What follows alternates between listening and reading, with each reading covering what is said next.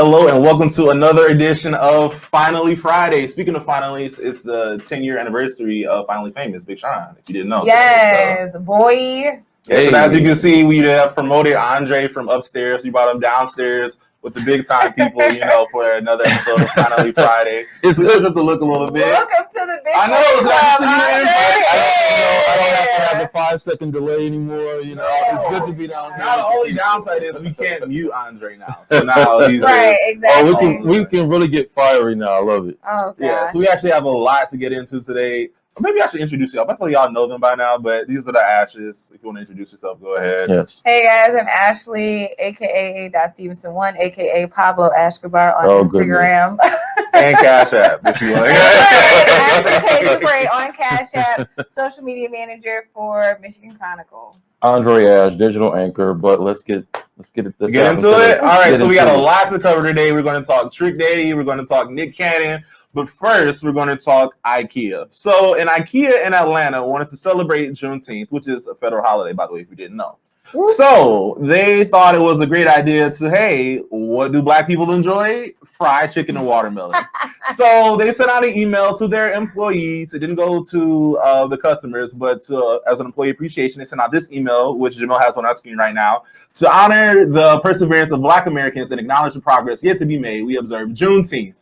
And we will also showcase a compilation of videos. So they did videos too. So they were trying to, appreciate the Black people. And it says, look out for our special menu, including fried chicken, watermelon, mac and cheese, potato salad, collard greens, and candied yams. Now, in the culture that we're living in now, people are quick to cancel someone or something or an organization, such as IKEA. Does IKEA deserve to be canceled? I'm just mad that the potatoes was spelled with the E at the end. Well, they probably use multiple potatoes to make the salads. Typo. And it looked like it was made in Apple Notes. It was probably a little group message that went out. It probably wasn't an official email. It's probably just a group message. But look, if you're serving me that, I'm straight. I'm good. Yeah, listen. Yeah, you know what? I think for what it was, like I saw I think it was just the fried chicken and then the watermelon immediately followed. For me, I think it was more of the assortment. But honestly, if you think about it, kind of what do you expect from people when they're taught about Black American cuisine and soul food? That's a lot of what they hear. And even we joke about that. So I think IKEA does not deserve to be canceled. I don't fully understand why people are offended, but I can see their point. But IKEA is not necessarily a Black-owned company. So I don't understand why we always expect white people to have a full understanding of us, and they never will. So I think we just have to kind of, in this situation, kind of literally take the meat and spit out the bones. Well, I mean, we're living in a culture of cancel culture that exists, and it's just like, okay, here we go again. I was reading some of the comments on social media online. A lot of Black people are like, well, what's the problem with it? Because they'll go to IKEA and get this menu because it was a really pretty good menu if you look at it. But my only issue with this is, to me, I think we're a little bit sensitive. We're a little bit too sensitive about things nowadays. I mean, if you look at St. Patrick's Day and how we celebrate that, if you look at what's the other holiday? Cinco de Mayo. That's and the food and the culture that's associated with that. So it's like, do we really? I mean, we associate certain soul food within the African American culture. So what is wrong with this? I don't know. I think my only issue is with the whole easily go-to cancel culture that exists and the sensitivity that we seem to have a lot around things like this. Yeah, again, I understand why people are, I guess, taking offense a little bit, because when you think about, I think the watermelon probably would say people over the edge. See, all the caricatures come to mind during slavery. Yeah. But the menu wasn't just fried chicken and watermelon, and even the headlines. We know headlines nowadays in the media outlets is clickbait, right? Yeah, of course. But that wasn't the totality of the menu. It was more than just watermelon and fried chicken. So it's like macaroni and cheese, candy yams. Yeah, I would be more offended if they served me tuna casserole on Juneteenth. Right. Or like a green bean casserole on Juneteenth. That's where I would be offended. I would be offended if the food was nasty. Okay? If they gave me some dry fried chicken, if they gave me some Kraft macaroni and cheese, that's where you could be offended. It depends on, okay, so here's the thing. Like, I think about the African American diaspora, right? Mm-hmm. So we talked about this before, like the Smithsonian African American Museum, right? They serve food that would mimic the African American diaspora. So with that being said, yes, they have Black chefs and things like that. The Smithsonian is owned by white people, and nobody's canceling them. You know what I'm saying? True, so I think at this point, it's kind of like, calm down. Whoever did this, dial it back. We're okay. Eat your food, grab you some like put together couch or something, and have a great day. Like, well, there's the historical context as well, because an anonymous employee wrote that you cannot say serving watermelon on Juneteenth is a soul food menu when you don't even know the history. They used to feed slaves watermelon. Okay. It's also a fruit. We have to. I mean, at some point, I'm not being. So like, are Black people not allowed to eat watermelon? I don't know. You know, seedless or unseedless? That's the thing. So I'm allergic to watermelon, so I don't eat it. But my whole thing is like, y'all, let's just move along. Relax. Y'all be okay. Relax. Chill. Take a breath. Speaking of and listen, y'all made IKEA come up with a statement. So just to wrap it up, they had to feel like they had to release a statement, which was a really good statement. Let me see what they said. So the official statement from IKEA is, in addition to offering Juneteenth as one of our paid holidays nationally, IKEA Atlanta store has recognized Juneteenth with our coworkers for the past 4 years. So this is something new. This is the past 4 years that they've been doing this. To honor the day, the lunch menu was created with the best of intentions and recommendations from Black coworkers. So the Black people that work there said this is what they wanted. We value our coworkers and their voices. We got it wrong, and we sincerely apologize and are committed to educating ourselves and putting a process in place next year to honor Juneteenth and in the future. So again, not that they did anything wrong, but the fact that they had to put out a PR statement is like, come on, y'all. Yeah, y'all did a lot. Y'all did a lot on that one. Anyhow. I can't stand for it. Speaking of people that should be offended, though, you know who should be offended? Beyonce and Jay-Z. You know why? Because of this man, Trick Daddy. When I think of Trick Daddy, I think of Love and Hip Hop. And when I think of Beyonce and Jay-Z, I think of, I don't know, just like King and Queen, Supremeness. So they're probably not even paying attention to what Trick Daddy has said. But in case you missed it, Trick Daddy was on Clubhouse, which I've never downloaded. Proud of myself for doing that. On Clubhouse saying that. Did you get invited? No. Okay. Oh, you have to get invite to join? Yes. Well, first you have to have an Apple product, but I'm Team Android. So Android. All right, living in the Stone Ages. I forgot. So he not only did he speak on Beyonce, but he spoke on Hove, Jay-Z too, and Jamel's gonna play that clip for us. Beyonce ain't trying to give back the music and none of that. Beyonce don't write music, and Betty can sing her mother. Beyonce can't sing. I don't like Beyonce. Okay. She definitely can't sing. I don't know why they be thinking she can sing. They just Man, I watched my godmama train Beyonce give her vocal lessons all her career, man. Unpopular opinion right now. Beyonce is to R&B what Jay-Z is to New York. That's why they together. Jay-Z ain't never won the greatest rapper alive. Whoever put him on a level of that. New York lost Biggie. They needed a hero. They wanted to be the mega of hip-hop, and they just handed it over to Jay-Z. Thoughts on Trick Daddy? Do you feel like Beyonce can sing? So he didn't say that she can't sing. He said that it's literally what he said. No, he said. No, he said. You need to play the clip again. He said Beyonce can't sing. No, he didn't. He said Beyonce can't sing. Okay, I think there's a difference. But no, I don't. I actually agree with that particular point of his perspective. Look, and the Beehive can come after me all they want. That's fine.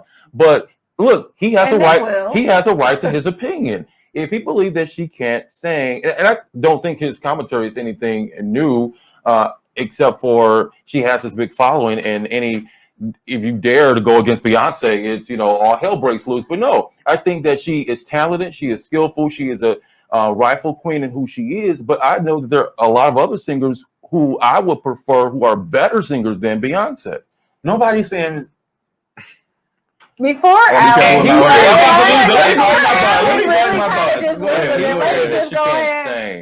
think that we understand that there's certain colloquialisms within our culture, right? So it's like she can sing, and then there's somebody that's like blowing the house down. So I personally think that Beyonce is extremely talented, as he said. I think that as far as being an entertainer, she is just outstanding. I think she's definitely earned her title as queen, as an entertainer.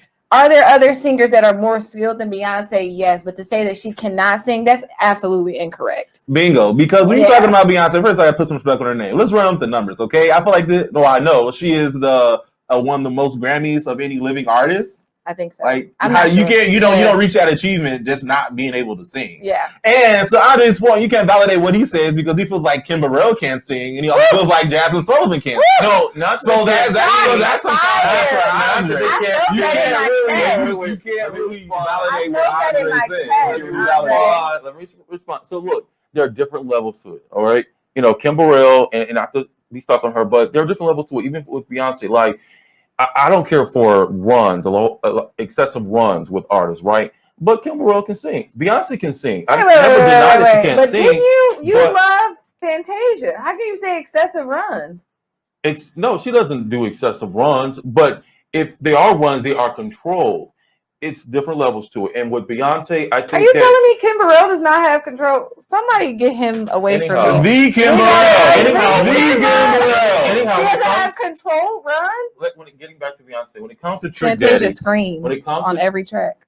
And it's control and it sounds great. But when it comes to Beyonce and Trick Daddy, I think he has a right to his opinion. And here we go. Are they going to cancel him now? They should. So for years at this point. He said Beyonce is to R&B what Jay-Z is to New York. That's why they are together. Yeah, speaking of Trick Daddy, he said he's not scared of the Beehive. He's more scared of roaches that he grew up with in the Beehive, which is understandable. So he's doubled down on the Beyonce can't sing thing. But speaking of singers that can't sing, my infamous list, I have a list of my top 5 people that cannot sing. We're just going to call this segment Alan's Angle. Get it? Yeah. We're going to call it Alan's Angle. Coming in at number 5, we have Trey Songz. This guy is a whiner. He cannot sing. People who can't sing? Cannot sing. These are top 5 people who cannot sing. Trey Songz is a great singer. Number 5, Trey Songz, get him out of there. Number 4, y'all not gonna finish my list? I'm sorry. So we got Trey Songz, number 5. Alicia Keys, number 4. Have you ever seen her live? No, get her out of there. I agree. Number 3, SZA. Take that microphone from her at a concert. And fine, the top 2 spots are OVO artists, Weeknd and Party Next Door. Weeknd? Yes, Weeknd cannot sing. Weeknd can sing. Did you see the Super Bowl halftime performance? He doesn't necessarily. So I think what we're talking about now is we're starting to get into the space of like people who are actually skilled vocalists and people who kind of just have this way of harmonizing on a track. Hearing Trey Songz in concert, I don't know if maybe it was a rough day or the tea wasn't hot enough, but baby let me down. Don't pay money to see any of these people in concert. Do not waste your money. But you know what? I did see The Weeknd in concert about 3 or 4 years ago, and it was an amazing concert. So I would go again. Yeah. Like The Weeknd, his artistry, like entertaining wise, it was like really dope. And I didn't realize how much of The Weeknd's music like I really know. Yeah, and you know what? To. If it's not okay, so I don't really go to concerts often. If it's not the front row seat, I don't really care to go. But excuse me, oh my God!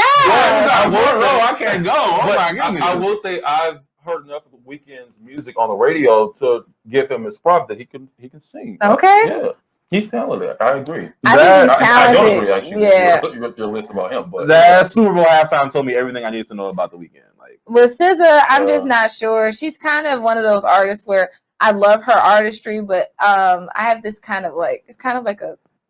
She's kind of just there. I think that she has the potential to really grow into this like beautiful and amazing artist. And I think she's really on the cusp of that now. I think it was more about them finding her a lane. Because so much happened. Like they pushed albums back and stuff like that. And then you had the rise of Rihanna. So we'll see what SZA has to offer this next year. Yeah, well, speaking of creating lanes, Jordan Brand is creating a larger lane for female athletes, in particular WNBA players. So I don't know if you saw in the headlines, they announced their largest roster of female athletes. And Michael Jordan went on record as saying, it's time to put these athletes in the forefront. I believe we also have a quote from Michael, if Jamel can pull that up for us. Yeah, so the world needs female voices, and we can't ignore that, or we're not growing. So totally here for it. Here for it? Anything that has to do with supporting athletes, supporting women, I definitely think that it's long overdue. If you can think about the amount of male basketball players that get shine and attention, like literally to this day, I think a couple weeks ago we had a conversation in the office and we were trying to name 5 WNBA players, and we were all really naming people who are now retired. No, I can name you 5 active WNBA Okay, so name me 5 active. Okay, Skylar Diggins, Diana Taurasi, Brittany Griner, Tina Charles, and Kelsey Plumlee. Not Kelsey Plumlee. I Kelsey haven't heard something. of any of these names, and that's probably Yeah. Okay. Maybe I can name you four. I can name you four. We Maybe. can name 5 active basketball players, and I think the only ones I knew of was Sue Bird. Sue Bird. That's right. Yeah, Lisa Leslie was like Lisa came Leslie, up. I've met her before. Yeah, I met Ty Young a couple weeks ago, so she came up as someone who used to be in the WNBA. But I definitely think that it's long overdue that female athletes are kind of put towards this forefront because they work just as hard and they deserve just as much recognition for what they do and their talent as artists. Yeah, Candace Parker. Artists, I'm just keep thinking of names. Yeah. Candace Parker too. Candace Parker. Okay, you know, I think it's interesting because for Michael Jordan, it seems that he's in the point of his career or life to leave this legacy. You know, what's interesting, I'm seeing more philanthropic efforts by him, if you will, or at least seeing Jordan willing to speak out more about social economic issues that we really haven't heard much from him over his span of his career. So this is new and interesting, but I'm all here for it. Yeah, I think that's one of the complaints that I have about the WNBA is how they market the players. Because like I said, I can name you more NBA players, but I feel like that's more so because I watch the NBA. So as somebody who doesn't actively watch the WNBA as much, the only way for me to get familiar with your players and their personality is probably through, you know, outside endorsement deals. So maybe them being a Jordan brand athlete now will get them, you know, at least them getting other deals as well. Absolutely. I'm here for it. And shout out to Jordan and all of the athletes that get to be a part of this. Honestly, it's a movement. It's game changing and it's smart right now. And even if you don't fully watch the WNBA, like it's so important that people rally together to support women doing things in this world. Like we're here, you know, and we deserve to be acknowledged just like everybody else. Yeah, I was surprised it actually took this long. Like for the longest time, I thought they had a women's division of Jordan Brand and a men's division of Jordan Brand. So I'm glad that's established now. Yeah, it's like it's only 2021, it's only 2021, and people are like, did we forget the girls? Like, yeah, you did. You did. But speaking to legacy, one person that's trying to expand their legacy is Nick Cannon. I don't know if you heard the news, but he is expecting his 7th baby, and this comes after he just had, well, not he, but his baby mama had a set of twins. So literally the week the twins were born, he had another child on the way, and that was confirmed. A lot of people are up in arms about how Nick is spreading his seed across the nation. You know what? But he has the finances to take care of them, right? I don't even think it's about the finances to take care of them or like the means or the resources.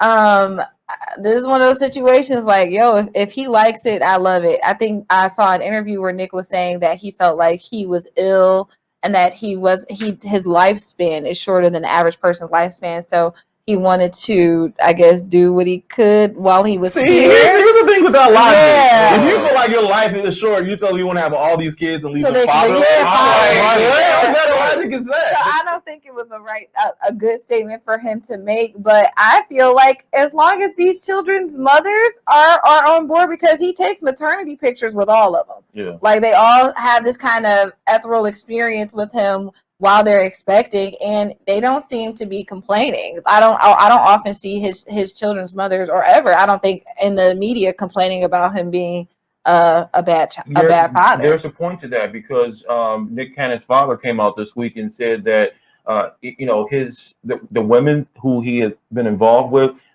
Nick Cannon, his son, has no messy issues with either baby mama, is what he says. But he also revealed, Nick Cannon's father said this week, that the part of the reason why he's having all these kids because of Nick's views of being anti-abortion. So his son is really pro-life, and so he really doesn't feel like there is a condom needed for his sexual intercourse. You can be pro-life and still pull out. Like that's Well, that's you can be pro-life and still pull out. I think he wants to have these children. You know, I don't think that there is this idea of some innate irresponsibility, because I think traditionally that we think that men who have multiple children by multiple different mothers are irresponsible in some way. I think in Nick Cannon's case, this is the path that he has chosen for his life. So when we start to think about people with alternative views, because I think he's like anti-monogamy, that as well. So if he decides to be intimate with all of these women and they feel like they feel safe, and obviously they're having, you know, unprotected sex, they must be on board as well. But I think this is really important to his pro-life views. I think are very important because in 2005, Nick Cannon released a controversial music video called "Can I Live?" and he said, it depicted his mother who was running out of a clinic because she made the decision not to abort him, and so he made a music video out of it. He wrote it, he produced it, and the music industry actually backed off of Nick Cannon because of that video. That's according to what Nick Cannon's father said this week. So, his pro-life views, anti-abortion views are really and anti-monogamy are really close to him. Yeah, so it's like my man's Big Sean said on Detroit too. I can't be walking around with 10 baby mamas sound more like a job than anything else. To paraphrase. I think he only has 5. He has 5. Is that including Mariah? Yeah, that's including Mariah because he has 2 sets of twins. So I think mathematically he has 5, maybe 4. But even still, it's not my point that he has multiple baby mamas. I think the thing that I find issue with is that these women are located in multiple cities. It'll be different if he just went to LA and had like 8 big mamas in LA. All right, cool. You can be there actively in the kids' lives. But how can you actively be in every kid's life that's on different coasts, different cities? I understand, money's no problem for you, but at the same time, even if you dedicated 1 day out the week to each kid, that's still not good as a life in terms of like fatherhood. The business of trying to manage anyone else's life, to each his own. He has the money and the fortitude to be able to get on a plane and travel to each one of these states where these kids are. So if it's working for them, and we haven't really heard of any drama issues really out of these. That's what I said. We don't know that they exist. He hasn't had 7 kids before now either. Right. We don't know that the issues don't exist, but I'm saying like publicly we haven't heard of anything. But Nick, congratulations. I don't know what to say. It strikes me as just this is just what he has chosen for his life. It's kind of hard time trying to manage just my own everyday life with no kids. So 7 kids. Oh, best of luck. 7 years and a full-time career. Full-time career. He's an entrepreneur. So I think once we start, I think it's very unfortunate that a lot of the pretense for these conversations was like, oh, well, he can afford it. And it's like fatherhood is so much more than finances. Exactly. And that's what I'm only concerned about. It's like, are these children getting the right amount of time with them? Are they being raised correctly? Are they having the correct intimacy with their father as they should? But also I have a dad. My dad is the second oldest of 12.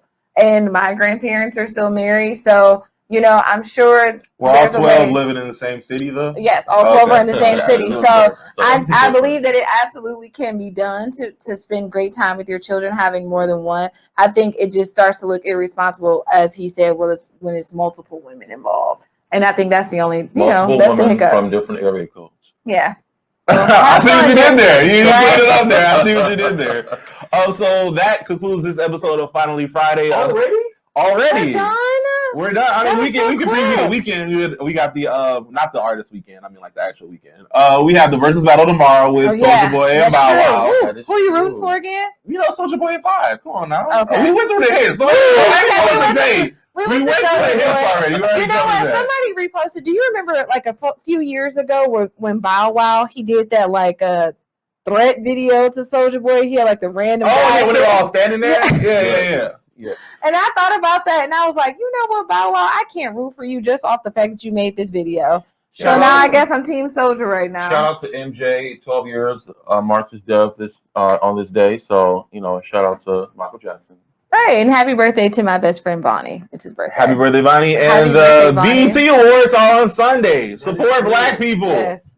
It's hosted by Taraji, I believe. Oh, that's exciting. Yeah, I'm interested to see what Taraji's been up to. I only seem to watch BET maybe once off the year, and that's for the BET Awards. Andre, we are really looking forward to not having you on the show again. Don't you guys love the view, the back? I know. It's stunning here. Let us know how you feel about everyone being in studios. That'd be something that we want to revisit. And shoot us some topics to talk about too. If you have some questions for us, you can email us or follow us at Michigan Chronicle on Instagram and let us know what you think. Nothing that has to do with Drake. That'll be very much appreciated. Oh my God. Unless it's irrelevant. And on that note, we appreciate you. We'll see you next time. Take care. Have a good weekend. Have a great weekend, guys.